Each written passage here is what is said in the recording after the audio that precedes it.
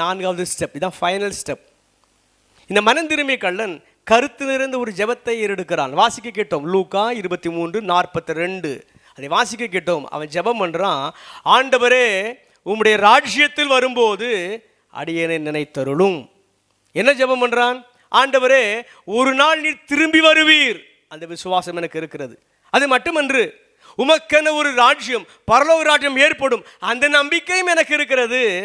இப்பொழுது நான் மறிக்க போகிறேன், ஆனால் நீங்கள் வரும்போது அந்த பரலோக ராஜ்யத்தில் எனக்கு ஒரு சீட்டு தந்துடுங்க, எனக்கு ஒரு இடம் தந்துடுங்க. அல்லேலூயா. நம்ம அருகிலே கடையனோடு இருக்கிறது, நேசரத்து பக்கத்தில் கடையனோடு பாக்கியநாதன், அவருக்கு சொந்த ஊர் அதுதான் கடையனோடு. இன்றைக்கு நேசரத்தில் இருக்கிறார். ஏறக்குறைய 85 வயதாகிவிட்டது. அவர் எழுதிய ஒரு பாடல், பி ஃப்ளாட் கொடுங்க, பி ஃப்ளாட். பரலோகில் இடமுண்டு என்றவரே, பரிவாக எனக்கும் ஒரு இடம் தாருமே. பரலோகில் இடமுண்டு என்றவரே, பரிவாக எனக்கும் ஒரு இடம் தாருமே.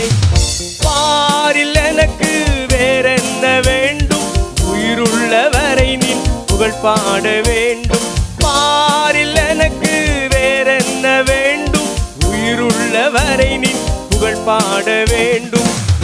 யாதி தூயவரே உமது புகழை நான் பாடுவேன். யாதி